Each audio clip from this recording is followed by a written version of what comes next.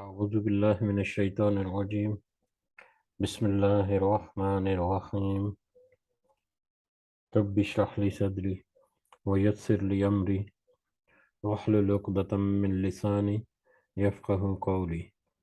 ربي يسر ولا تعسر وتمم بالخير. اللهم لا سهل إلا ما جعلته سهلا وأنت تجعل الحزن إذا شئت سهلا. اللهم انفعنا بما علمتنا وعلمنا ما ينفعنا وزدنا علما. اللهم صل على محمد وعلى آل محمد كما صليت على إبراهيم وعلى آل إبراهيم إنك حميد مجيد. اللهم بارك على محمد وعلى آل محمد كما باركت على إبراهيم وعلى آل إبراهيم إنك حميد مجيد. آمين يا رب العالمين.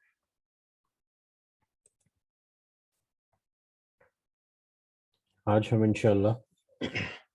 اللہ کے خاص فضل و کرم سے،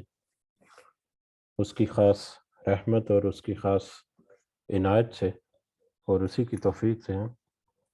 ریاض الصالحین کی جو جلد اول ہے والیوم 1،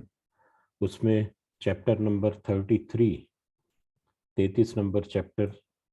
اس کو ہم سمجھنے کی کوشش کریں گے، اس کا آج آغاز کریں گے۔ سب سے پہلے ہم اسی کی حمد اور اسی کا شکر اور اسی کی تعریف کرتے ہیں جس نے ہمیں اس قابل کیا، جس نے ہمیں یہ مہلت دی، جس نے ہمارے دلوں کو اس قابل کیا کہ ہم اپنے دین کو، اپنے اللہ کی اور ہم سب کے محبوب حضرت محمد مصطفیٰ صلی اللہ علیہ وسلم کی تعلیمات اور ان کے احکامات کو سمجھنے کی کوشش کریں۔ اللہ تعالیٰ سے دعا ہے کہ اس میں ہمیں استقامت نصیب فرمائے، اس کی صحیح سمجھ ہمیں عطا فرمائے، اس کے ذریعے سے اللہ تعالیٰ ہمیں صحیح رستہ اور صحیح سمت عطا فرمائے، ہمیں اپنے ساتھ ساتھ دوسروں کو بھی اصلاح کرنے کی بھی توفیق عطا فرمائے، اور دنیا کے ساتھ ساتھ خاص کر آخرت میں جو ضرور اللہ تعالیٰ ہمیں کامیاب لوگوں میں اور فلاح پانے والے لوگوں میں شمار فرمائے۔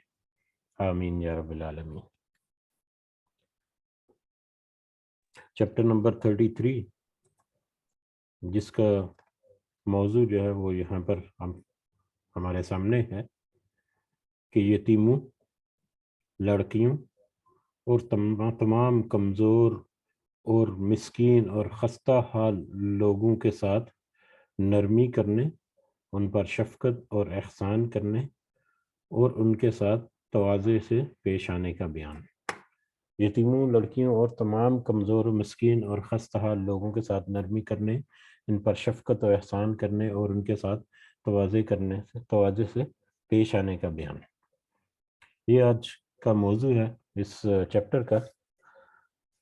ظاہری طور پر بڑا ہی عام فہم سا موضوع ہے، اور اس میں جو کچھ کیٹیگریز یا لوگوں کی قسمیں جو ہیں ہمارے معاشرے کی، وہ جو ہمارے سامنے ہم دیکھ رہے ہیں یہاں پر کہ یتیم، لڑکیاں جس میں بچیاں بھی، یتیم بچیاں اور عورتیں جو ہیں وہ بھی شامل ہیں۔ کمزور طبقہ ہمارے معاشرے کا جو مالی اعتبار سے کمزور ہو یا حسب و نسب کے اعتبار سے کم جانے والا ہو، شہرت کے اعتبار سے، جان پہچان کے اعتبار سے، معاشرے میں دوسرے معاملات کے اعتبار سے ایک کمزور طبقہ جس کو ہم عام طور پر کمزور ہمیں پتہ ہے۔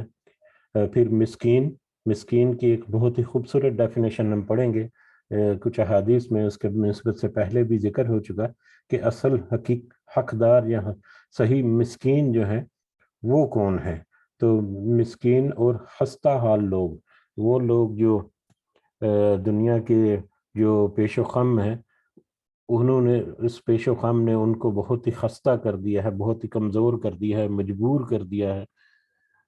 ان ایسے سارے کیٹیگریز کے، ایسے سارے قسم کے لوگوں کے ساتھ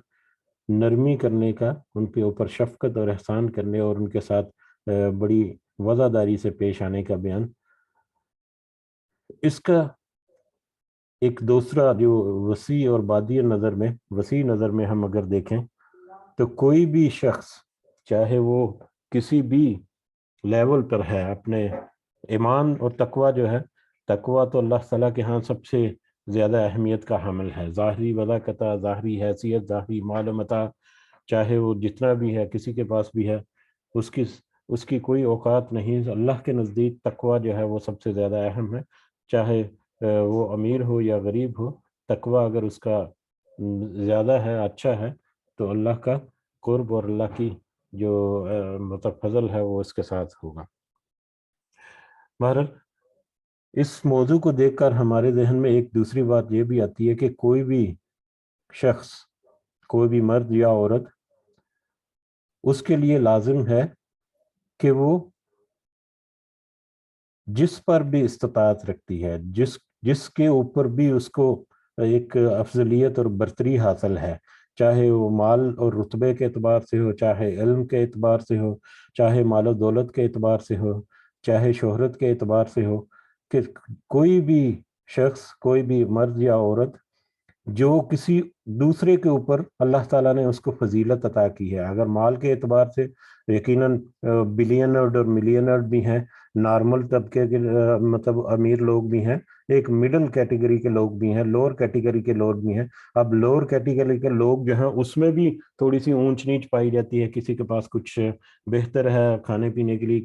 کسی کے پاس کچھ بھی نہیں. اور جو ہائر طبقے کے ہوں تو ڈیفینیٹلی ایک اللہ تعالیٰ نے ان کو برتری دی ہے. اسی طرح علم کے معاملے میں کہ کسی کو زیادہ ہے، کسی کے پاس تھوڑا سا کم ہے. اسی طرح حسب و نسب کے معاملے میں، یا ظاہری شہرت اور عہدہ وغیرہ جو ہے، حیثیت کے صاحب حیثیت ہونے کے معاملے میں، تو جو بھی جس پر استطاعت رکھتا ہے اس پر اپنے نظر کرم رکھے. جس بھی حال میں ہے، آپ کے نیچے کے جو لوگ ہیں جن کے اوپر اللہ تعالیٰ نے آپ کو فضیلت دی ہے، ان کو آپ ان کے ساتھ شفقت اور ان کے ساتھ احسان اور ان کے ساتھ بڑے تواضع کے ساتھ اور بڑے نرمی کے ساتھ ان کے پیش آنا، یہ ایک دوسرا ایک پہلو ہے جو اس کے اندر ہی چھپا ہوا ہے. یعنی یہ ضروری نہیں کہ اس طرح کے موضوع یا اس طرح کے ٹاپکس کو دے کر ہمارے ذہنوں میں وہی ایک آ جائے کہ بڑے لینڈ لارڈ قسم کے اور بڑے بڑے عہدوں کے حامل لوگ اور بڑے بڑے مطلب فیکٹری اونرز اور بڑے بڑے جو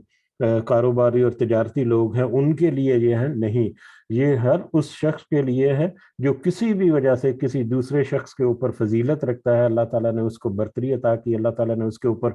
اس کو تھوڑا سا احسان کیا کہ اس کے اوپر رکھا اس کو، تو اس کے لیے لازم ہے کہ وہ اپنے سے نیچے والا طبقہ جو ہے اس کے ساتھ وہ احسان کرے، اس کے ساتھ وہ شفقت کرے.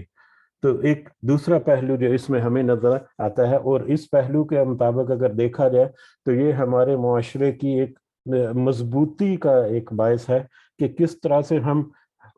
مطلب درجہ بدرجہ یا فضیلت بفضیلت جس طرح سے بھی اللہ تعالیٰ نے ایک دوسرے کے اوپر کچھ مطلب درجات یا فضیلت یا برتری وغیرہ دی ہوئی ہے، ان کے درمیان ایک بائنڈنگ ہے، ان کے درمیان ایک مضبوط تعلق اور رشتہ ہے جو ایک مسلم سوسائٹی کو اوورال مضبوط بنا کر ابھارتی ہے، اور اس کا امیج جو ہے اس کو بہتر کرتی ہے، اس کے امیج کو پریزنٹ کرتی ہے. کیونکہ مسلمان انڈیویجولی نہیں، ایز اے سوسائٹی دوسری مذاہب یا دوسری قوموں کے لیے وہ مطلب لیڈ کر سکتا ہے یا ان کی رہنمائی کر سکتا ہے. اور اس لیے اس ٹاپک کو اس نظر سے دیکھا جائے کہ جو کوئی کسی دوسرے کے اوپر احسان کر سکتا ہے کسی بھی طرح سے، تو اس کو چاہیے کہ وہ اس کے اوپر احسان کرے اپنی ہمت اور استطاعت کے مطابق. جس طرح سے وہ دوسرے لوگوں کی مدد کر سکتا ہے، ہو سکتا ہے کہ وہ غریب ہو لیکن اس کے پاس کوئی علم مطلب اللہ تعالیٰ نے اس کو زیادہ دیا ہوا ہے، تو وہ اس علم کو وہ کسی ظاہری مال و دولت کے اعتبار سے امیر شخص کے لیے بھی وہ کوشش کر سکتا ہے کہ وہ علم کے معاملے میں اس کو تھوڑا سا اور راغب کر دے یا اس میں تھوڑا سا اس کی رہنمائی کر دے. اب علم کے معاملے میں اس کو فضیلت حاصل ہے اس پیسے والے شخص سے جس کے پاس پیسہ تو زیادہ ہے لیکن علم کم ہے. تو اسی طرح سے ساری کیٹیگریز کو آپس میں ہم دیکھیں تو یقیناً ہمیں تقریباً ہر فرد کے لیے کچھ نہ کچھ اللہ تعالیٰ کی طرف سے ایسی سکلز، ایسی مطلب اللہ تعالیٰ نے انعامات ضرور کیے ہیں جو لگتا ہے کہ ہاں اس انعام کو ہم کسی دوسرے میں تقسیم کریں گے تو اس سے دوسرے کا بھی بھلا ہوگا، اور یقیناً جو کرنے والا ہے اس کے لیے تو بھلا ہے ہی ہے، اس میں ضرور ہے۔ بہرحال اس طرح کا ایک دوسرا پہلو جو ہے وہ میں نے واضح اس لیے کرنا چاہا کہ یہ سامنے جو ٹاپک ہے یہ تو بڑا سادہ سا مطلب عام فہم سا ہے، لیکن اس کے بیک گراؤنڈ میں ایک دوسرا پہلو یہ بھی ہے کہ جو جس کے اوپر استطاعت رکھتا ہے، جو جس کے اوپر برتری رکھتا ہے، اس کو چاہیے کہ وہ اس کے لیے اپنے سے نیچے والے مطلب طبقے کے لیے یا شخص کے لیے جو ہو سکتا ہے، اس سے جو بن پڑتا ہے وہ اس کے لیے کرے۔ اس میں حسب عادت اس چیپٹر میں کچھ آیات جو ہیں شروع میں کوٹ کی گئی ہیں۔ سب سے پہلے سورہ ہجر کی آیت نمبر 88 یہاں پر کوٹ کی گئی ہے، جس میں اللہ تعالیٰ نے فرمایا، یہ آیت نمبر 88 کا اس آیت کا آخری حصہ ہے جس کا ترجمہ یہاں پر ہے، اور اپنے بازو مومنوں کے واسطے یا مومنوں کے لیے جھکا دے، اور اپنے بازو مومنوں کے لیے جھکا دے۔ ہم نے یہ سورہ ہجر میں دیکھا تھا، یہ نبی کریم صلی اللہ علیہ وسلم کے ساتھ اللہ تعالیٰ نے خطاب کر کے یہ کہا کہ وہ لوگ جو آپ صلی اللہ علیہ وسلم کی محفل میں یا مجلس میں موجود تھے، شروع میں جو آپ کے ساتھ جڑ گئے، شروع میں جو ایمان لے کر آئے، ان میں کچھ لوگ بلکہ کافی سارے لوگ جو ہیں وہ حسب و نسب کے اعتبار سے بھی کہہ لیں، خاندانی اعتبار سے بھی کچھ غلام کے بھی تھے، اس میں مالی اعتبار سے بھی کچھ کمزور طبقہ بھی تھا، اور حیثیت کے اعتبار سے بھی کچھ کمزور، تو اس میں کچھ کمزور لوگ بھی تھے، یہ کمزور طبقہ جسے کہہ سکتے ہیں عام الفاظ میں، اس طرح کے کچھ لوگ بھی تھے۔ تو دوسرے جو مشرکین ہیں، جو مطلب جو اعلیٰ حیثیت والے لوگ تھے، وہ کہتے تھے کہ ذرا ان کو پیچھے کیجئے، ان کو ہٹائیے تاکہ ہم آپ کے پاس بیٹھ کر ہم آپ سے بات سنیں۔ تو اگلی آیات میں بھی مزید تقریباً یہی موضوع ہے کہ نبی کریم صلی اللہ علیہ وسلم کو یہاں پر کہا گیا کہ آپ ان لوگوں کو جو آپ کے ساتھ بیٹھے ہوئے ہیں اور آپ کے پاس بیٹھ کر اللہ کا ذکر کرتے ہیں اور آپ کی باتیں جو غور سے سنتے ہیں، اور ایمان اور تقوی میں آپ مطلب بہت ہی مطلب اللہ کے قریب ہیں، تو ان کے لیے آپ شفقت اور رحمت اور مہربانی جو ہے وہ ہمیشہ رکھیے، ان کو اپنی نظر میں رکھیے، اور ان کے لیے اپنے بازو جو ہے وہ جھکا دیجئے، اپنے بازو جھکا دیجئے، جس طرح سے ایک پرندہ، ایک مرغی یا مطلب کبوتر اور عقاب وغیرہ پرندے جو ہیں، پروں والے جانور جو ہیں، پر جو ہیں ان کے بازو ہوتے ہیں، تو جس طرح سے وہ پروں والے جانور جو ہیں وہ اپنے بچوں کو اپنے پروں کے نیچے چھپاتے ہیں حفاظت کے لیے، یا ان کو گرمی اور سردی اور دھوپ سے بچانے کے لیے، ان کے پروٹیکشن کے لیے، تو اس طرح سے آپ بھی مطلب اپنے بازو کو جھکا دیجئے، ان کے لیے آپ رحمت اور شفقت کا باعث بنیے، نہ کہ آپ ان کو قطع نظر دوسروں کو اہمیت دیجئے جو مالی اعتبار سے یا ظاہری اعتبار سے ہو سکتا ہے کہ افضل ہوں یا بڑے ہوں، لیکن اللہ کے نزدیک تقوی کے معاملے میں ان کی حیثیت بہت کم ہے یا نہیں ہے۔ اگلی آیت جو ہے اس کا بھی تقریباً یہی مفہوم ہے۔ یہ آیت جو ہے سورہ کہف کی آیت نمبر 28 ہے۔ ہم قرآن کی مجلس میں بھی اس کو عنقریب پڑھیں گے انشاءاللہ اللہ کے فضل و کرم سے۔ اس میں اللہ تعالیٰ فرماتے ہیں، اپنے نفس کو ان لوگوں کے ساتھ روکے رکھ، اپنے نفس کو ان لوگوں کے ساتھ روکے رکھ جو اپنے رب کو صبح و شام پکارتے ہیں، اس کی رضا طلب کرتے ہیں، یعنی اللہ کی رضا طلب کرتے ہیں، اللہ کی رضا طلب کرتے ہوئے، اور تیری آنکھ ان سے تجاوز نہ کریں، تیری آنکھیں ان سے تجاوز نہ کریں، زندگانی دنیا کی رونق کی تلاش میں، زندگانی دنیا کی رونق کی تلاش میں تقریباً وہی مفہوم ہے کہ جو اہل حیثیت لوگ تھے وہ آ کر کہتے تھے کہ ذرا ان کو ہٹائیے تاکہ ہم آپ کی بات جو ہے وہ توجہ ہوں، یہ غریب مسکین لوگ آپ کی مجلس میں بیٹھے ہوتے ہیں، تو ہمارا مطلب جو سٹیٹس ہے وہ جو ہے وہ الاؤ نہیں کرتا ہمیں کہ ہم ان ملازم طبقہ، ان غلام طبقہ لوگوں میں آ کے بیٹھیں یا اس طرح سے۔ تو ان کے لیے بھی اللہ تعالیٰ نے آگے آیت میں بلکہ ایک حدیث جو ہے، جو اس آیت یا اس متعلقہ جو آیت سورۃ الانعام کی کچھ آیت اس کے بیک گراؤنڈ میں وہ حدیث جو ہے وہ بھی ہم پڑھیں گے انشاءاللہ، کہ جس میں نبی کریم صلی اللہ علیہ وسلم جو ہے وہ کچھ سوچ و بچار یا ان کے ذہن میں کچھ آیا یا انہوں نے کچھ سوچا جب ایسا کسی نے کہا، لیکن پھر اللہ تعالیٰ نے ان کو بتا دیا، واضح کر دیا اس آیت کے ذریعے سے اور سورۃ الانعام کی آیت کے ذریعے سے بھی، کہ یہ جو لوگ آپ کے ارد گرد بیٹھے ہوئے ہیں یہ صبح شام اللہ کی رضا کے طلبگار ہیں، اور آپ سے یہ ہدایت اور علم جو ہے وہ حاصل کرتے ہیں اور اللہ کے قرب کی تلاش میں رہتے ہیں، تو ان کو پس پشت ڈال کر یا ان کو نظر انداز کر کے آپ دنیا کے کسی اعلی عہدہ دار یا دنیا کے کسی وضع قطع رکھنے والے شخص کی طرف متوجہ نہ ہو جائیے۔ زیادہ ضروری ہے کہ یہ جو اہل تقوی لوگ ہیں، جو ظاہری اعتبار سے تو کچھ مسکین لگتے ہیں، لیکن ان کی حیثیت اللہ کی نظر میں زیادہ ہے، تو آپ ان کو اپنی آنکھوں سے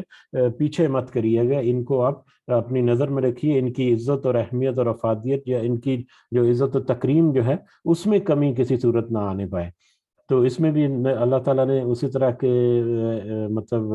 کلام کیا نبی کریم صلی اللہ علیہ وسلم سے، اور اس کے بعد سورہ ضحیٰ کی آیت نمبر 9 اور 10 جس میں اللہ تعالیٰ فرماتے ہیں سو جو یتیم ہو اس کو مت دبا اور جو مانگتا ہو اس کا مت جھڑک۔ جو یتیم ہے اس کو مت دبا۔ یتیم جو ہے اس کو مطلب اگر وہ کسی کی کفالت میں آ گیا یا کوئی اس کی یتیم کی پرورش کر رہا ہے تو اس کا یہ مطلب نہیں کہ اس کے اوپر حاوی ہو گیا اور اس کو جس طرح سے مرضی ٹریٹ کرے، کوئی مارنا پیٹنا یا مطلب اس کے حقوق جو ہیں اس کو پورے نہ دینا، اور خاص کر اگر مال، یتیم کا مال بھی اس کے پاس ہے تو اس کے مال کی حفاظت کرنا اور مال کو اس کو اس طرح سے رکھنا کہ وہ جب وہ بڑا ہوگا، جوانی کی عمر ہوگا اور انڈیپینڈنٹ ہوگا تو اس وقت اس کے حوالے کر دیے جائے، نہ کہ اس کو فضول خرچی کر کے اس کے بالغ ہونے سے پہلے ہی اس کو ختم کر دینا یا یتیم کے ساتھ اس طرح سے ناروا سلوک کرنا، تو اس کو یہاں پر منع کیا گیا۔ اور اس کے علاوہ جو مانگتا ہو، جو سوال کرتا ہو، کوئی سوالی اگر آ جائے تو اس کو جھڑکے مت جھڑک، اس کے ساتھ بھی اگر تو اس کو اگر آپ دے سکتے ہیں، اس کی مدد کر سکتے ہیں، جو بھی اس کا سوال ہے اگر اس کو پورا کر سکتے ہیں تو یہ اللہ تعالیٰ کا ہاتھ فضل و کرم ہے، لیکن اگر اس کو پورا نہیں کر سکتے کسی بھی وجہ سے تو اس کا مطلب یہ نہیں کہ اس سے پیچھا چھڑانے کے لیے اس کو جھڑکنا یا اس کو سخت الفاظ استعمال کرنے، بلکہ اس کو نرمی کے ساتھ اس سے پھر بھی بات کرنی ہے۔ یہ سچویشن جو ہے خاص کر چپک کے مانگنے والے لوگ، اس کے بارے میں بھی کچھ حدیث وغیرہ ہیں کہ جو مسکین ہے صحیح وہ چپک کر نہیں مانگتے، اس کا مفہوم کچھ ایسے ہے۔ تو ہمارے ساتھ کچھ ایسی سچویشن اکثر ہو جاتی ہے کہ مانگنے والے ہیں جو وہ چپک جاتے ہیں اور وہ ایسے پیچھے پڑتے ہیں کہ ان سے پیچھا چھڑانا جو ہے وہ بڑا مشکل ہو جاتا ہے، کہ اس سچویشن میں آ کر ایک بہت بڑی آزمائش ہو جاتی ہے کہ کہیں ان کو جھڑکنا جو ہے نا وہ نہ پڑ جائے، کیونکہ یہ بھی اللہ تعالیٰ نے منع کر دیا ہے۔ اس کے بعد سورہ معون کی آیات، یہ بہت ہی وعید والی آیات ہیں اور بہت ہی سخت آیات ہیں، جس میں اللہ تعالیٰ کہتے ہیں ارأیت الذی یکذبون، کیا تو نے دیکھا ہے اس شخص کو جو جزا کے دن کو یا بدلے کے دن کو، یکذب بالدین، بدلے کے دن کو، وہ دن جس دن بدلہ دیا جائے گا، جس دن دنیا کے جو اعمال ہیں ان کے بدلے میں جو حق ہے وہ اللہ تعالیٰ دیں گے۔ تو کیا تو نے دیکھا ہے اس شخص کو جو بدلے کے دن کو جھٹلاتا ہے، بدلے کے دن کا انکار کر دیتا ہے، اس کی تکذیب کرتا ہے، اور وہ کون شخص ہے اس کی ڈیفینیشن یا اس کے بارے میں اللہ تعالیٰ نے بتایا کہ پس یہی وہ ہے جو یتیم کو دھکے دیتا ہے اور نہیں تاکید کرتا مسکین کے کھانے پر۔ اب یہ وہ لوگ ہیں جو قیامت کے دن کو اسی طرح سے جیسے وہ قیامت کے دن کو جھٹلانے والے ہیں۔ ظاہر ہے یہ وہ لوگ ہیں جن کا جو ایمان والے ہیں، مومن ہیں، مومن مطلب جو کلمہ گو ہیں، جو اللہ پر اور رسالت پر اور دوسرے جو بنیادی لوازمات ہیں ہمارے دین کے، ان کا تو اقرار کرتے ہیں، اس کی شہادت بھی دیتے ہیں، لیکن پریکٹیکلی وہ بہت سارے ایسے کام کرتے ہیں جو اللہ تعالیٰ کے غضب کا باعث بنتے ہیں، اور اس میں سے یہ دو طرح کے کام جس کا اتنا بڑا اللہ تعالیٰ غضب کرے گا، ایک تو ہے کہ یتیم کو دھکے دینا، یعنی یتیم کے ساتھ ناروا سلوک کرنا مختلف انداز میں، اور مسکین کو نہ خود کھانا کھلائے اور نہ ہی دوسروں کو اس کو کھانا کھانے کی ترغیب دینا، دوسروں کو اس کو ابھارے بلکہ دوسروں کو بھی اس کو منع کرے۔ تو ایسے شخص جو ہیں وہ تو سمجھیں کہ ان لوگوں کے برابر ہیں جو بدلے کے دن کو یا قیامت کے دن کو، آخرت کے اوپر جو ایمان نہیں رکھتے اور آخرت کی تکذیب کرتے ہیں۔ اور جو لوگ آخرت پر ایمان نہیں رکھتے اور ان کی تکذیب کرتے ہیں ان کا کیا انجام ہوگا، ہم نے سورہ بنی اسرائیل میں بھی پڑھا، اس سے پہلے سورہ ہجر میں بھی پڑھا، بہت ساری صورتوں میں تقریباً بہت سارے مقامات پر ہے کہ جس میں بہت ساری آیات ہیں کہ اللہ تعالیٰ نے بہت واضح انداز میں بتا دیا کہ جو آخرت کے دن کو جٹلاتا ہے، جو قیامت کے دن پر ایمان نہیں رکھتا یا اس کے اوپر یقین نہیں رکھتا، تو دنیا میں بھی وہ رسوا رہتا ہے، یا دنیا میں بھی اس کے اوپر بہت سارے معاملات ہوتے ہیں، لیکن آخرت میں تو ضرور اس کے اوپر آگ کا عذاب جو ہے وہ اللہ تعالیٰ ڈالیں گے۔ تو اس لیے جو شخص چاہے وہ قولی طور پر جتنا بھی بڑا اپنا ایمان کا دعوے دار ہو، لیکن اگر وہ یتیم کے ساتھ اچھا سلوک نہیں کرتا اور مسکین کو نہ خود کھاتا ہے نہ دوسروں کو کھانے کی ترغیب دیتا ہے، تو ایسے شخص جو ہیں وہ اس شخص کے برابر ہیں جو کہ قیامت کے دن کو جٹلاتے ہیں، بدلے کے دن کو جٹلاتے ہیں۔ باہر اللہ تعالیٰ ہمیں محفوظ رکھے ایسے کسی بھی دنیا کے معاملے سے کہ اس کا انجام جو ہے وہ بھیانک ہو آخرت میں، اور اللہ تعالیٰ ہمیں ہمت و توفیق دے کہ ہم اپنی حیثیت اور اپنی طاقت کے مطابق جو بھی ہم کر سکتے ہیں اپنے سے نچلے طبقے کے لوگوں کو، اور نچلا طبقہ جب ہم کہیں کہ اس کا مطلب یہ نہیں ہے ہمیشہ کہ پسا ہوا طبقہ اور یہ وہ، بلکہ اس کا مطلب یہ ہے کہ آپ سے کم مطلب جس کو آپ جو کچھ عطا کر سکتے ہیں، اللہ کی نعمتیں جو ہیں جو آپ کے پاس ہیں، ان نعمتوں میں سے جس کو آپ، اللہ کی نعمتیں اور اللہ کا رزق جو ہے، اللہ کا رزق ہم نے ڈیفینیشن کی تھی کہ صرف مال و دولت نہیں، بہت ہر طرح کی نعمت جو ہے وہ اللہ تعالیٰ کے رزق ہے۔ تو اپنے اللہ کے رزق سے اور اللہ تعالیٰ کی عطا کردہ نعمتوں میں سے کوئی بھی نعمت اگر آپ دوسرے کے اوپر خرچ کر سکتے ہیں تو آپ کو چاہیے کہ وہ آپ ضرور کریں۔ حدیث کی طرف آتے ہیں۔ اس چیپٹر کی پہلی حدیث یہاں پر اس جلد کی حدیث نمبر 262 ہے۔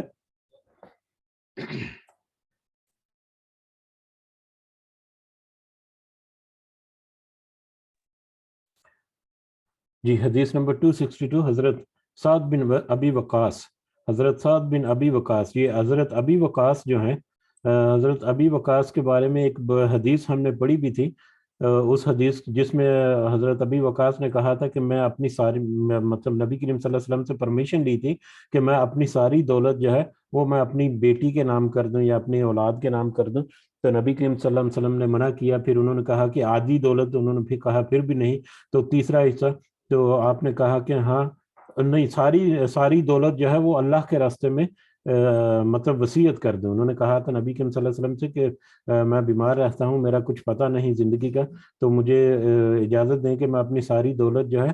وہ اللہ کے راستے میں خرچ کر دوں، تو نبی کریم صلی اللہ علیہ وسلم نے ایسا کرنے سے منع کر دیا۔ تو انہوں نے کہا کہ پھر آدھی دولت، پھر بھی انہوں نے منع کر دیا۔ پھر انہوں نے کہا کہ تیسرا حصہ، تو پھر نبی کریم صلی اللہ علیہ وسلم نے کہا کہ ہاں یہ بھی زیادہ ہے، مگر اس کی اجازت دے دی، اور شاید یہ بھی کہہ دیا کہ اللہ نہیں چاہتا کہ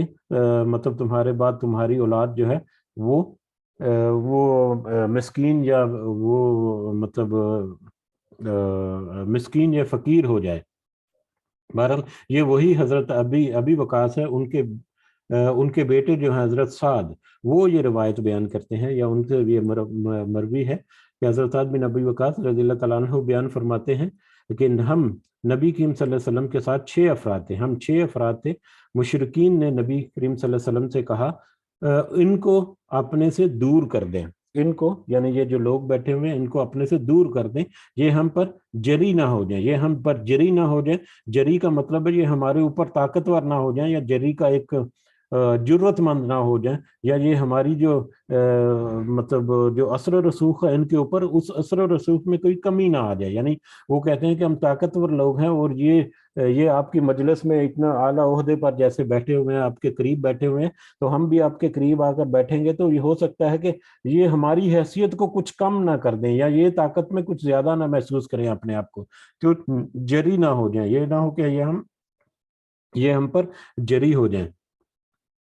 تو حضرت سعد فرماتے ہیں میں تھا، ابن مسعود تھے، قبیلہ حذیل کا ایک آدمی تھا، بلال رضی اللہ تعالیٰ عنہ تھے، اور 2 اور آدمی تھے جن کا نام مجھے معلوم نہیں۔ یہ 5-6 افراد تھے وہاں پر بیٹھے ہوئے تھے۔ ان میں اکثریت جو ہے وہ کچھ کمزور طبقہ لوگ جو تھے، جیسے کہ حضرت بلال جو ہیں وہ تو غلام تھے جن کو آزاد کرایا گیا تھا، اور اللہ تعالیٰ نے ان کو نبی کریم صلی اللہ علیہ وسلم نے ایک انتہائی اہم عہدہ جو ہے ان کو دیا ہوا تھا، وہ مؤذن رسول بھی ہیں صلی اللہ علیہ وسلم۔ بہرحال یہ آدمی تھے وہاں پر موجود تھے، تو ایک شخص جو مشرکین میں سے آیا تو اس نے کہا اس کو ہم سے دور کر دیں کہ یہ کہیں ہم پر جری نہ ہو جائے. تو مشرکین کے مطالبے پر رسول اللہ صلی اللہ علیہ وسلم کے جی میں جو اللہ نے چاہا آیا. انہوں نے ان کے جی میں جو بھی آیا وہ اللہ کو معلوم ہے. اللہ نے ان کے جی میں کچھ لایا یا اللہ نے جو چاہا ان کے جی میں آیا. بس آپ نے اپنے جی میں کچھ سوچا, انہوں نے دل ہی دل میں کچھ سوچا, کچھ سوچ بچار کی, جس پر اللہ تعالیٰ نے یہ آیت نازل فرما دی. اور یہ آیت جو ہے سورہ انعام کی آیت نمبر 52, جس میں اللہ تعالیٰ نے فرمایا آپ یہ کہ اے پیغمبر صلی اللہ علیہ وسلم تو ان لوگوں کو اپنے سے دور مت کر جو اللہ کی رضا جوئی کے لیے صبح شام اسے پکارتے ہیں. یہ لوگ جو صبح شام اللہ کو پکارتے ہیں یا اللہ کا قریب قرب حاصل کرنے کی جستجو میں لگے رہتے ہیں, کوشش میں لگے رہتے ہیں, تو ان کو ان لوگوں کے مقابلے میں جو دنیا میں ظاہری اعتبار سے رتبہ ان کا زیادہ ہے یا مال و دولت کے اعتبار سے ہو سکتا ہے کہ بلند ہو گئے, لیکن تقویٰ کے میٹر میں جب تقویٰ کے حساب سے کمپیئر کیا جائے تو ان لوگوں کی حیثیت ان لوگوں کے برابر نہیں ہو سکتی جو صبح و شام اللہ کو پکارتے ہیں اور اس کی رضا حاصل کرنے کے لیے کوشش کرتے ہیں. تو لہٰذا جو کمزور طبقہ لوگ ہیں وہ ایمان میں اگر زیادہ ہیں تو ان کی حیثیت اور ان کی جو مطلب وقت ہے اللہ کی نظر میں وہ ان سے کہیں زیادہ ہے جو ظاہری اعتبار سے تو طاقتور اور مالدار ہیں, لیکن اللہ کا قرب یا اللہ کا جو خوف ہے ان کے دلوں میں اس طرح سے نہیں ہے.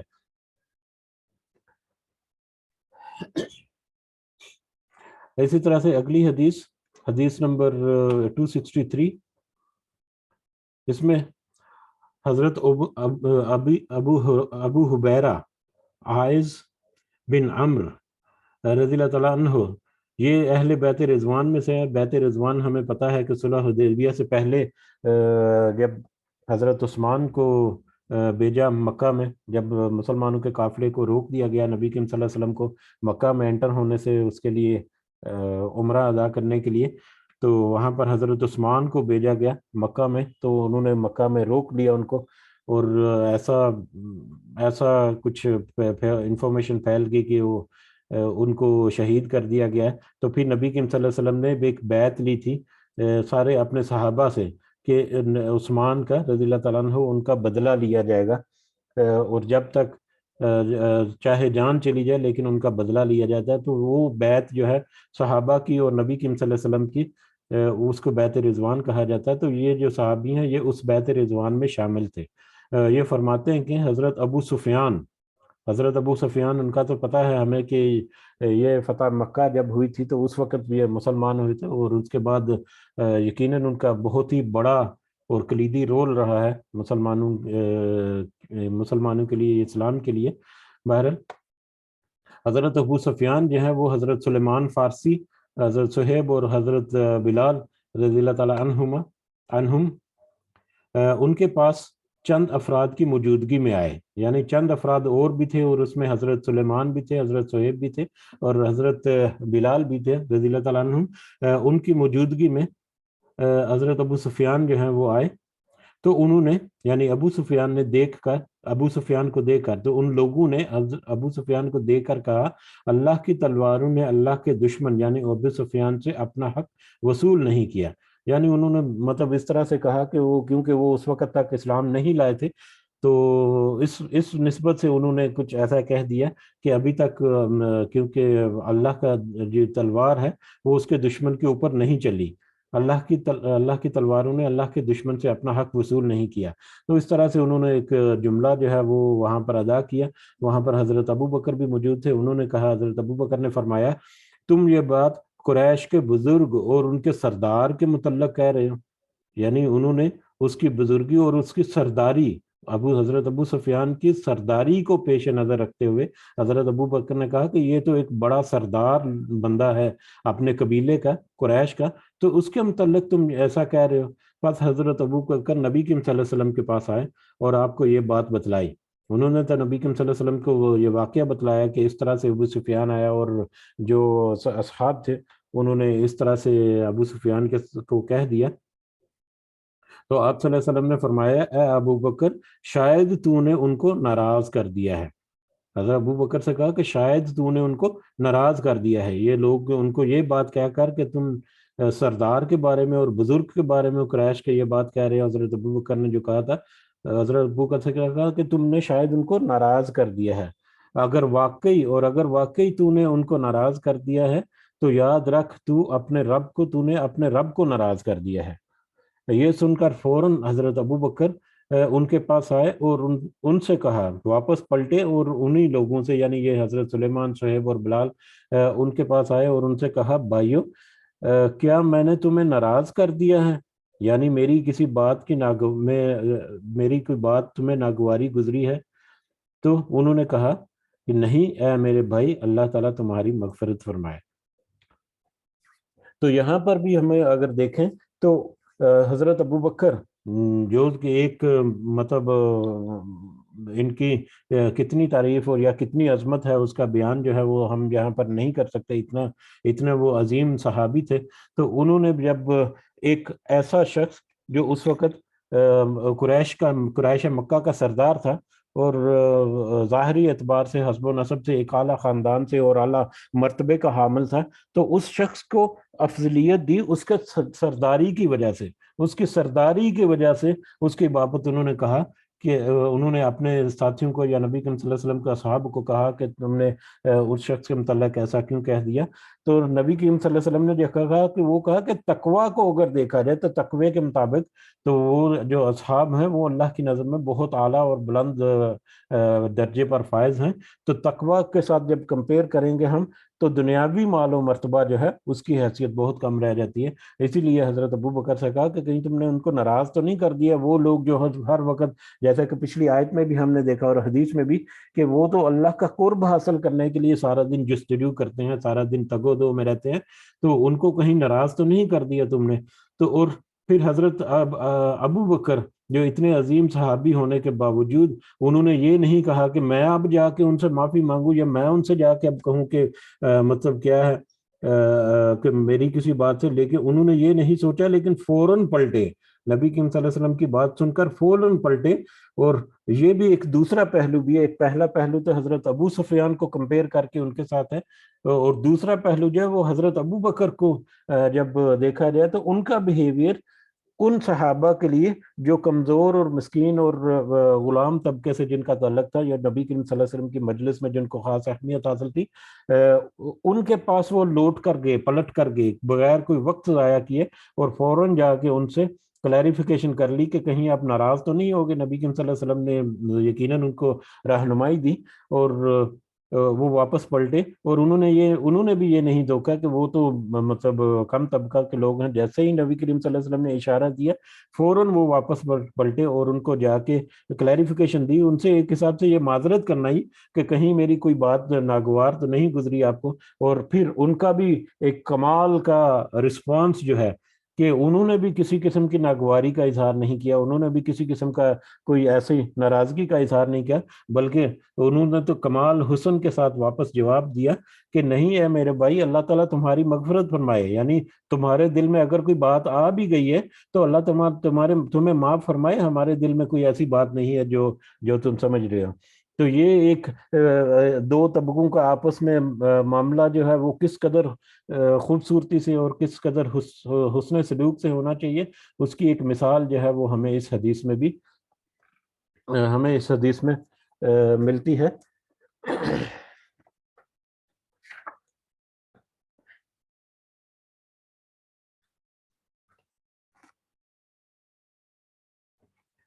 हाँ जी, इसके बाद इसके अगली हदीस जो है हदीस नंबर 264, ये हजरत सहल बिन साद रज़ियल्लाहु ताला अन्हु से रिवायत है कि रसूलुल्लाह सल्लल्लाहु अलैहि वसल्लम ने फरमाया, मैं और यतीम की कफालत करने वाला मैं और यतीम की कफालत करने वाला जन्नत में इस तरह होंगे। और आपने अपनी अंगुश्त शहादत की उंगली और दरमियान वाली उंगली के दरमियान कुशादगी फरमाई। यानी शहादत की उंगली और दरमियान वाली जो उंगली है उसको थोड़ा सा खोल कर, उनको साथ में लाकर नहीं बल्कि थोड़ा सा खोल कर उनको उसको बताया कि मैं और यतीम की कफालत करने वाला जन्नत में इस तरह से होंगे। और ये उंगलियों को खोल देना जो है ये इस तरफ इशारा है कि यानी कुर्ब قریب ہونے کے باوجود درجات میں کچھ فرق و تفاوت ہوگا. یعنی درجات ظاہر نبی کریم صلی اللہ علیہ وسلم کا درجہ جو ہے کون سوچ سکتا ہے کہ اس درجے تک وہ پہنچ سکتا ہے. درجات میں جو تھوڑا بہت فرق ہے یا کافی فرق جتنا بھی ہے اللہ تعالیٰ کے فضل و کرم سے وہ تو ہوگا, لیکن ان کا قرب جو ہے نبی کریم صلی اللہ علیہ وسلم کا وہ اتنا ہی ہوگا جیسے کہ دو انگلیاں ہیں آپس میں ایک ہی ہاتھ کے ساتھ جڑی ہوئی ہیں بالکل قریب. تو اس طرح سے یتیم کی کفالت کرنے والا جنت میں اس طرح سے ہوگا. اسی طرح سے اس کی اگلی حدیث جو ہے وہ بھی اسی سے ملتی جلتی ہے, اس کو بھی ہم دیکھتے ہیں پہلے, اس کے بعد اس میں کچھ پوائنٹ ہے تو وہ دیکھتے ہیں. حدیث نمبر 265, یہ حضرت ابو ہریرہ رضی اللہ تعالیٰ عنہ سے روایت ہے کہ رسول اللہ صلی اللہ علیہ وسلم نے فرمایا, یتیم کی کفالت کرنے والا,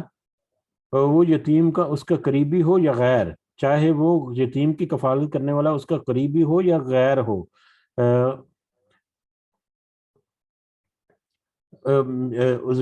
وہ یتیم کی کفالت کرنے والا اس میں, اور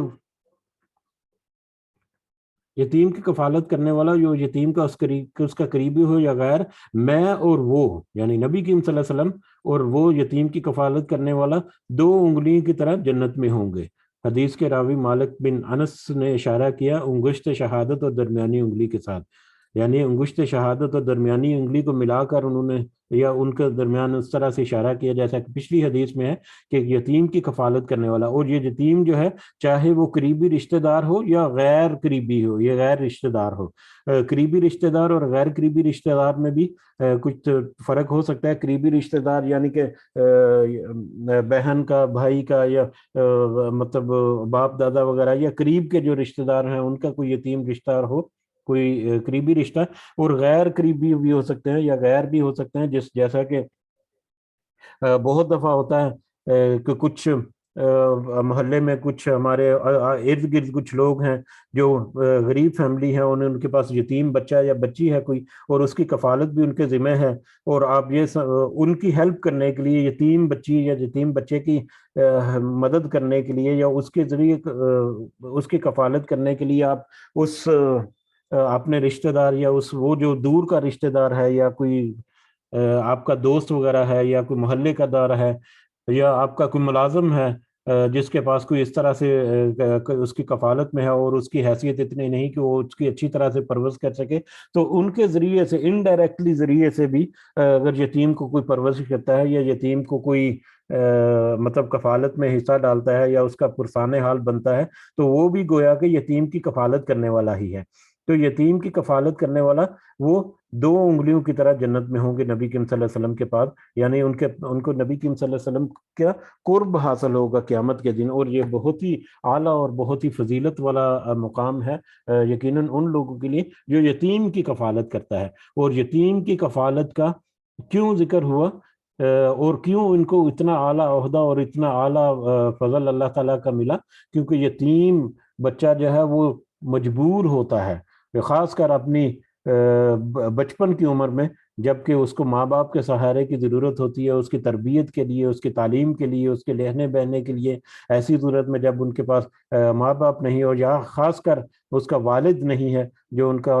مطلب ان کے گھر کی چھت جو ہے اس کے مانند ہوتا ہے, تو ایسی صورت میں تو اس کے سر پر دست شفقت رکھنا اور اس کے لیے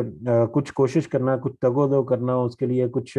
ارینجمنٹس کر دینا, چاہے ڈائریکٹلی ہو یا انڈائریکٹلی ہو. یہ تو ہمیں میرے سمجھ آ گیا کہ ڈائریکٹلی جو ڈائریکٹ کسی یتیم کی کفالت کرتے ہیں کسی بھائی کا, بہن کا یا کوئی بھی قریبی رشتہ دار, یا تھوڑا سا ہٹ کے ہو انڈائریکٹلی بھی کسی بھی طریقے سے ہو سکتا ہے, تو یتیم کی کفالت کرنا جو ہے اس کا اتنا بڑا اجر اور اتنا بڑا ثواب ہے. اور یتیم جو ہے وہ یقیناً اس چیز کا حقدار ہوتا ہے, اور خاص کر اگر یتیم کے پاس اس کا مال بھی ہو, تو اللہ تعالیٰ نے تو یہ تک بھی اجازت دے دی کہ اگر کوئی غریب ہے اور اس کے پاس یتیم ہے اور یتیم کے ساتھ اس کا کوئی مال یا اس کا کوئی کاروبار یا اس کا کوئی جائیداد جو ہے وہ بھی اس کے پاس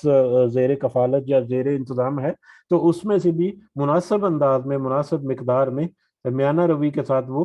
خرچ کر سکتا ہے اس یتیم بچے کے لیے بھی اور ان کے اپنے لیے بھی, لیکن اس کو بھی انتہائی احتیاط کے ساتھ کہ یہ نہ ہو کہ اس کے بڑے ہونے تک وہ سارے کا سارا اس کا جو مال ہے اس کو خرچ کر دیا جائے, بلکہ اس کی حفاظت کرنا, اگر اس کے پاس اس کی استطاعت ہے تو اس مال کی حفاظت کرے. اگر کاروبار اس کے ملا، باپ کا کوئی کاروبار تھا، باپ جو ہے وہ تو دنیا سے رخصت ہو گیا، تو اس کے کاروبار کی دیکھ بھال اس طرح سے کرنا کہ وہ کاروبار جو ہے وہ قائم و دائم رہے اور بڑھتا رہے، تاکہ اس کے انڈیپینڈنٹ ہونے تک، بلوغت کی عمر تک پہنچنے تک وہ کاروبار جو ہے وہ اس کو حوالے کر دیا جائے.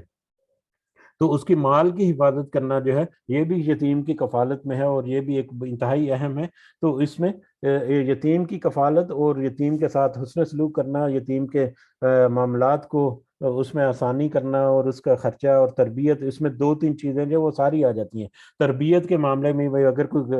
غریب ہے، اس کے پاس زیادہ مال و دولت نہیں، تو چاہے دوسرے جو ہیں وہ اس کی مدد کریں، چاہے وہ یتیم کے مال سے اس کی پرورش کریں، لیکن اس کی تربیت کرنا، اس کی اچھی تعلیم دینا، اس کو اچھے طریقے سے اس کی گرومنگ کرنا کہ وہ جب بڑا ہوگا تو وہ اچھا باکردار انسان بن سکے، دینی اعتبار سے بھی اور دنیاوی اعتبار سے بھی دنیا کے ساتھ مقابلہ کرنے کی سخت ہو. تو اس کی تربیت کرنا جو ہے وہ بھی کفالت میں آ جاتا ہے. صرف پیسہ خرچ کرنا اور کھانے کا انتظام کر دینا نہیں، بلکہ زندگی کے سارے پہلو جو ہے وہ اس میں شامل ہوتے ہیں یتیم کی پرورش میں. اسی طرح سے اگلی ایک حدیث دیکھ لیتے ہیں، اس کے بعد پھر انشاءاللہ اگلی مجلس میں دیکھیں گے. حدیث نمبر 266 ہے. یہ بھی حضرت ابو ہریرہ رضی اللہ تعالیٰ عنہ سے روایت ہے کہ رسول اللہ صلی اللہ علیہ وسلم نے فرمایا، مسکین وہ نہیں ہے جس کو کھجور اور 2 کھجور، لقمہ اور 2 لقمے لٹا دیں. یہ بہت ہی خوبصورت حدیث ہے، اور اس میں بہت ہی بڑا ایک سبق ہے ہمارے لیے کہ مسکین وہ نہیں جس کو کھجور اور 2 کھجور، لقمہ اور 2 لقمے لٹا دیں، یا جس کو کھجور 1 کھجور یا لقمہ 2 لقمے جو ہے وہ اس کو دے دیجئے. مسکین وہ نہیں ہے، بلکہ مسکین تو وہ ہے جو غربت کے باوجود سوال سے بچتا ہے. صحیح مسکین یا اصل مسکین تو وہ ہے جو غریب ہونے کے باوجود اپنا ہاتھ پھیلانے سے ڈرتا ہے یا اپنا ہاتھ نہیں پھیلاتا. اسی طرح سے صحیح بخاری اور صحیح مسلم کی ایک متفق جو روایت ہے اس میں بھی ہے کہ مسکین وہ نہیں ہے جو لوگوں کے گھروں کے چکر لگائے اور لقمہ 2 لقمے اور کھجور 2 کھجور اسے واپس لوٹا دیں، لیکن مسکین تو وہ ہے جو اب اتنی دولت بھی نہ پائے جو اسے لوگوں سے بے نیاز کر دے. یعنی اس کے پاس اتنی دولت نہ ہو کہ اس کو دوسروں کی ضرورت نہ پڑے، یا دوسرے الفاظ میں کہ وہ دولت کے معاملے میں اتنا کمزور ہو کہ وہ دوسروں کا محتاج ہو، دوسروں کی مدد کا محتاج ہو، اور اس کی غربت کی بابت احساس بھی نہ کیا جائے کہ اس پر صدقہ کیا جائے. یعنی اس کی غربت تو ہے، لیکن اس کی غربت کے باوجود اس نے اپنے آپ کو کچھ مینٹین کیا ہوا ہے. کپڑے جو ہے وہ صاف رکھنے کی کوشش کرتا ہے، کوئی ملتا ہے کسی سے تو مسکرا کر ملتا ہے، اس کے مسکراہٹ پر مسکینی کی بجائے، اس کے چہرے پر مسکینی کی بجائے مسکراہٹ جو ہے وہ جھلکتی ہے. تو اس کو ظاہری طور پر دیکھ کر یہ لگتا ہی نہیں کہ یہ اس قدر نادار اور غریب ہوگا کہ اس پر صدقہ کیا جائے، اور نہ ہی وہ خود دست سوال دراز کرے یا کھڑا ہو کر لوگوں سے مانگے، اور نہ ہی وہ خود لوگوں سے مانگتا ہے. یعنی اس کے پاس اتنی دولت نہیں کہ وہ مطلب اپنے خرچے پورا کر سکے، بلکہ وہ دوسروں کی مدد کا محتاج ہو، لیکن اس کے باوجود وہ اپنے آپ کو اس طرح سے مینٹین کرے کہ مطلب وہ دیکھنے میں تو غریب یا مسکین اس طرح سے حالت نہ ہو، اور دوسروں کے آگے وہ دستے سوال جو ہے وہ بھی دراز نہ کرے، دوسروں کے آگے ہاتھ بھی نہ پھیلاتا ہو. تو اصل مسکین تو یہ ہے. اور اسی طرح سے اگلی حدیث جو ہے اس کو بھی آج کور کر رہے ہیں، وہ بھی اسی طرح سے ہے کہ انہی حضرت ابو ہریرہ سے روایت ہے کہ نبی کریم صلی اللہ علیہ وسلم نے فرمایا، بیواؤں اور مسکین کی خبر گیری کرنے والا اللہ کی راہ میں جہاد کرنے والے کی طرح ہے. بیواؤں اور مسکین، اب مسکین کی ڈیفینیشن تو ہم نے پچھلی حدیث میں دیکھی ہے کہ بیوہ جو ہے وہ بھی ہمیں پتا ہے جو اپنے خاوند جس کا نہیں رہا اس دنیا میں اور وہ مجبور ہو گئی ہے، بہت سارے معاملات میں بہت ساری مشکلات ہو جاتی ہیں بیواؤں کو بھی، تو بیواؤں اور مسکین کی خبر گیری کرنے والا اللہ کی راہ میں جہاد کرنے والے کی طرح ہے. اور راوی حدیث کہتے ہیں، میرا گمان ہے کہ آپ صلی اللہ علیہ وسلم نے یہ بھی فرمایا کہ وہ اس عبادت کرنے والے کی طرح ہیں جو سست نہیں ہوتا، جو عبادت میں، ایسی عبادت کرنے والا جو اپنی عبادت کے کرنے میں سست نہیں ہوتا، اور اس روزے دار کی طرح ہوتا ہے جو بلا ناغہ روزہ کرتا ہے، جو ناغہ نہیں کرتا یا بلا ناغہ روزہ رکھتا ہے. تو ان 3 احادیث میں ہمیں ایک تو مسکین جو ہے اس کی ایک اہمیت پتہ چلتی ہے، اور دوسرا بیوہ کے ساتھ اس کی خبر گیری کرنے والا اس کے لیے. بہرحال خاص کر پہلی دو احادیث سے، یا پہلی جو حدیث جو 266 کے اندر جو دو جو روایات جو ذکر کی ہیں، اس کے ذریعے سے ہمیں پتہ چلتا ہے کہ اصل مسکین وہ نہیں ہے جو گھر گھر جا کر مانگتا ہے، دوسروں کے آگے دست سوال جو ہے دراز کرنے والا، ہاتھ پھیلانے والا جو ہے اصل مسکین نہیں ہے، کیونکہ وہ تو قطرہ قطرہ جمع کر کے دریا یا سمندر بنا لیتا ہے. جو دوسروں کے ساتھ ہاتھ پھیلا کر مانگتے ہیں ان کو بہت مل جاتا ہے، اور وہ بہت سخی بھی ہو جاتے ہیں، ٹھیک ہے، ان کے پاس بہت ہوتا ہے. لیکن وہ لوگ جو صحیح معنوں میں غریب بھی ہیں، غربت کی وجہ سے دولت اتنی اس کے بعد اتنی کم ہوتی ہے کہ وہ مستحق ہے کہ ان کی مدد کی جائے، لیکن اس کے باوجود وہ اپنے آپ کو ویل مینٹین رکھتے ہیں. مانگنے والے جو ہیں وہ تو اب دیکھیں کہ جب وہ سوال کرتے ہیں یا ہاتھ پھیلاتے ہیں تو وہ اپنا چہرہ جو ہے اس کو بھی تھوڑا اور ڈھلکا لیتے ہیں، تھوڑا سا اور اس کو اس میں مسکینیت لے آتے ہیں، تھوڑا سا اور اس میں تبدیلی لے آتے ہیں کہ ان کو دیکھ کر ایسے لگتا ہے کہ بیچارہ کتنا پتہ نہیں کب سے اس نے کھانا نہیں کھایا، اور کپڑے جو ہیں اس کے اس حال کے ہیں کہ پتہ نہیں کس حال میں ہے. لیکن جو صحیح مسکین جو ہے وہ ہیں جو سفید پوش، جس کو ہم اردو میں عام الفاظ میں کہتے ہیں، کہ جو ظاہری اعتبار سے اپنی جو غربت ہے اس کو بھی شو نہیں کرتا، جو اگر کسی سے ملاقات ہو تو وہ مسکرا کر ملتا ہے، عاجزی کے ساتھ ملتا ہے، بڑے حسن سلوک کے ساتھ ملتا ہے، اور دستے دراز بھی یعنی مطلب دستے سوال جو ہے وہ بھی دراز نہیں کرتا، مطلب ہاتھ جو ہے وہ بھی نہیں پھیلاتا. اور ایسے لوگوں کو پہچاننا، پھر یہ اس حدیث کے مطابق بھی اگر ہم دیکھیں تو اس کا دوسرا پہلو یہ ہے کہ ایسے لوگوں کو پہچاننا پھر ہماری ذمہ داری ہے. وہ لوگ جو صاحب حیثیت ہیں، جن کو اللہ تعالیٰ نے کسی بھی طریقے سے کچھ مال اور رتبہ دے رکھا ہے، ان کی ذمہ داری ہے کہ وہ ایسے لوگوں کا پہچانے، اور جب بھی ان کی مدد کریں ان کی سفید پوشی کا برم رکھتے ہوئے ان کی اس طرح سے مدد کریں کہ ان کو اس چیز کا احساس نہ ہو کہ میرے اوپر کوئی احسان کر رہا ہے. بلکہ میں تو ان کی مدد کرنا نہیں کہتا، میں تو کہتا ہوں کہ ان کی خدمت اس طرح سے کریں کہ جیسے وہ مطلب بڑا ان کو عزت اور تکریم کے ساتھ ان کے پاس پیش آ کر ڈائریکٹلی یا انڈائریکٹلی بھی ان کی خدمت کی جا سکتی ہے، ان کی مدد کی جا سکتی ہے، کہ بجائے اس کے کہ ڈائریکٹ سے پوچھے کہ یار ہم مجھے پتا ہے کہ تمہارے حالات ٹھیک نہیں ہیں اور تم بتاتے بھی نہیں ہو کسی کو، تو یہ لو پکڑو. اس کی بجائے اس کو کسی دوسرے انداز میں، تحفے کے انداز میں، کہ یار یہ میری طرف سے تحفہ قبول کرو، یار میرا بڑا دل کرتا ہے کہ میں تمہارے لیے یہ گفٹ دوں. تو اس طرح سے مطلب الفاظ کو گھما پھرا کر، جس سے جو اس کی سفید پوشی یا اس کی جو انا ہے اس کو ٹھیس نہ پہنچے، جو اس کا جو اس کے دل کی جو کیفیت ہے اس میں کوئی مطلب رنج نہ ہو یا اس میں کوئی کمزوری نہ ہو، بلکہ اس کو تقویت ملے کہ ہاں اللہ تعالیٰ نے مجھے سفید پوشی میں رکھا ہوا ہے، تو اللہ تعالیٰ ہی میرے لیے یہ انتظام کر رہا ہے کہ کسی طرح سے میری مدد جو ہے وہ مل جاتی ہے. تو یہ ہمارے لیے انتہائی ضروری ہے، اور اس کے اوپر میں اکثر جو ہے وہ بات بھی کرتے ہیں ہم اپنی مجلس میں کہ سفید پوش لوگ جو ہیں وہ حقدار بھی پہلے ہیں. اور ان احادیث سے ہمیں یہ بھی پتہ چلتا ہے کہ اگر آپ کو کمپیئر یا اگر آپ کو تقابل کرنا پڑے یا دونوں میں سے ایک کو چوز کرنا پڑے، کہ ایک جو سوال کرنے والا ہے ہاتھ پھیلا کر اور دوسرا جو ہے وہ سفید پوش ہے، اور اگر آپ کے پاس اتنی استطاعت ہے کہ دونوں میں سے ایک کی آپ خدمت کر سکتے ہیں، تو پھر آپ سفید پوش کو زیادہ اہمیت دیں گے، کیونکہ ہاتھ پھیلانے والا جو ہے اگر آپ کے پاس سے اس کو نہیں ملا تو کسی دوسری جگہ پر جائے گا، تیسری جگہ پر جائے گا، چوتھی جگہ پر جائے گا، اور اس کو تو بہت قطرہ قطرہ کر کے مل جائے گا، لیکن سفید پوش کے پاس سے ہو سکتا ہے کوئی بھی نہ آئے. تو اس طرح سے جو ہاتھ پھیلانے والا ہے اس کو بھی پھر کسی طریقے سے اس کا جواب دینا، اس کو جواب دینا ہے، اس کو بھی جھڑک نہیں دینا، جیسا کہ ہم نے ابھی پیچھے پڑھا بھی ہے. باہر سفید پوشی اور سفید پوشی کے معاملے میں جو بڑی ہی ایک میرے لیے جہاں سے مجھے سفید پوشی کا بڑا احساس ہوا اور مجھے محسوس ہوا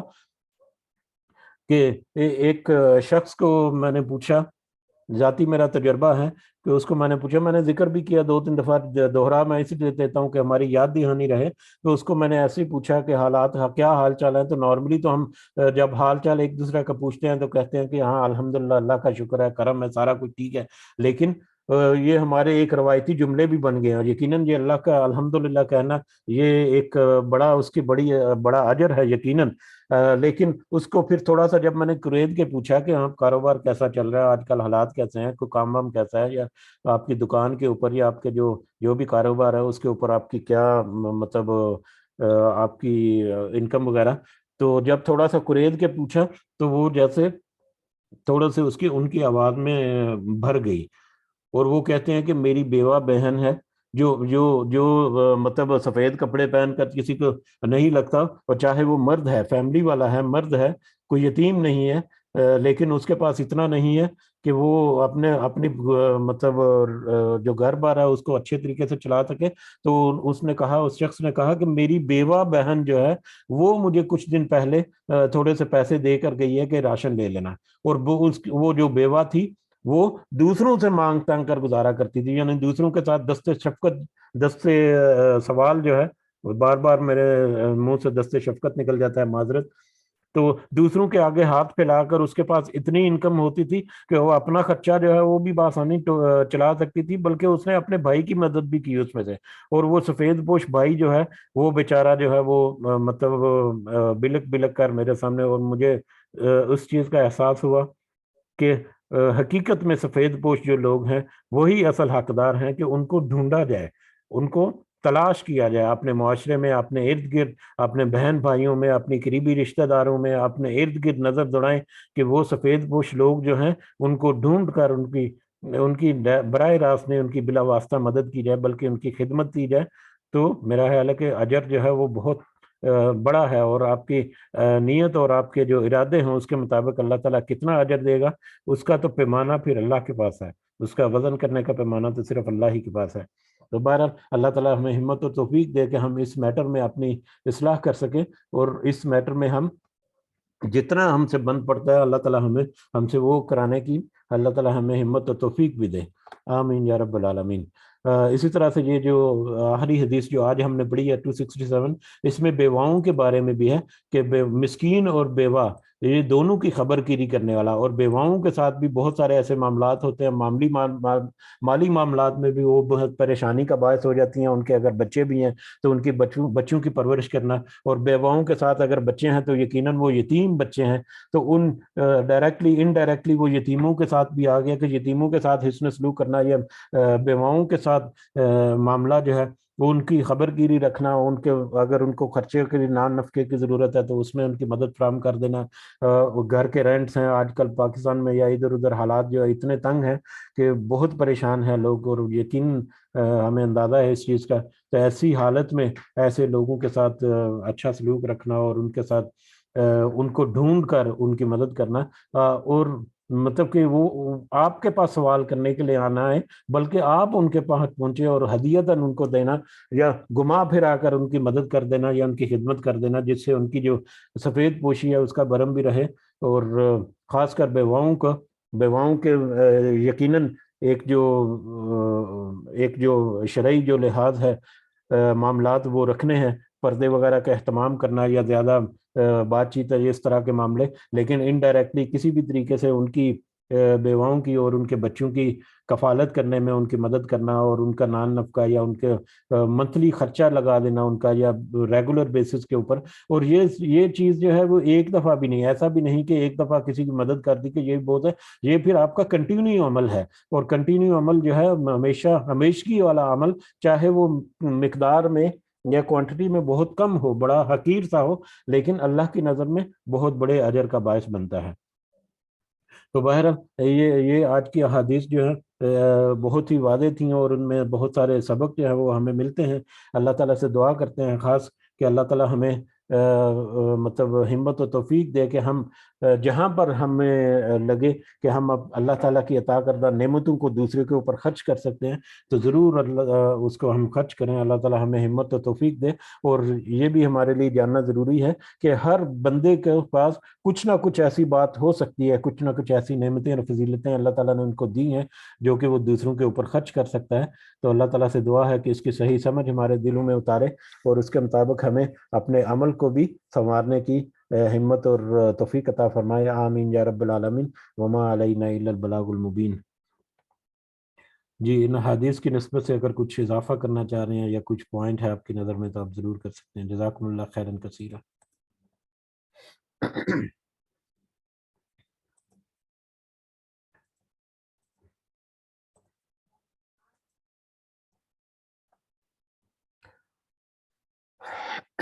جی ٹھیک ہے، اگر کوئی اضافی پوائنٹ نہیں ہے تو انشاءاللہ پھر آج ہم اجازت چاہتے ہیں. اگلے سبق کے ساتھ اگلے ہفتے انشاءاللہ پھر واپس اسی مجلس میں اکٹھے ہوں گے. اللہ تعالیٰ سے دعا ہے کہ اللہ تعالیٰ ہمارے جتنے ظاہری اور باطنی مسائل ہیں وہ اللہ تعالیٰ ہمارے لیے آسان فرما دے. ان کے لیے اللہ تعالیٰ ہماری خاص مدد فرمائے. ہمارے والدین کے مسائل جو ہیں اللہ تعالیٰ ہمارے والدین کو بہترین صحت سے بھرپور زندگی عطا فرمائے. جو اس دنیا میں حیات ہیں ان کے لیے بھی، اور جو آخرت میں مطلب آخرت کے لیے آگے گزر چکے، اللہ تعالیٰ انہیں اپنے خاص فضل و کرم سے ایک بہترین جنت الفردوس میں جگہ عطا فرمائے. اللہ تعالیٰ ہمیں ہمت و توفیق دے کہ ہم جو اللہ کی نعمتیں ہیں ان نعمتوں کو دوسروں کے اوپر بھی خرچ کر سکیں، اور سفید پوشی کا برم رکھتے ہوئے ہم مطلب ان کی مدد کر سکیں یا ان کی خدمت کر سکیں. ربنا آتنا فی الدنیا حسنہ وفی الآخرۃ حسنۃ وقنا عذاب النار. ربنا تقبل منا انک انت السمیع العلیم وتب علینا انک انت التواب الرحیم. سبحان ربک رب العزۃ عما یصفون وسلام علی المرسلین والحمد للہ رب العالمین. سبحانک اللہم وبحمدک اشہد ان لا الہ الا انت استغفرک واتوب الیک. جزاکم اللہ خیرا کثیرا. السلام علیکم ورحمۃ اللہ وبرکاتہ.